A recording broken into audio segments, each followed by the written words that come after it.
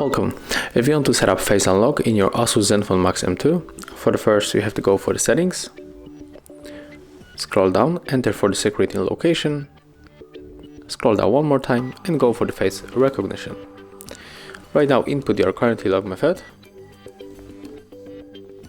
read the description, and in this time I'm going to take off my glasses and put it back. Okay, right now we can start, so click next. And as you can see right now, smartphone starts recording sounds, and we have to keep our face in this circle.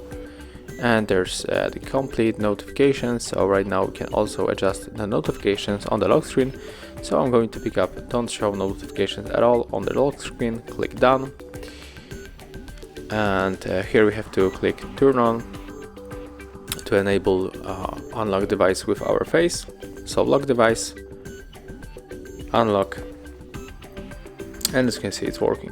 Thank you guys for watching. Leave thumbs ups, comments and subscribe to our channel.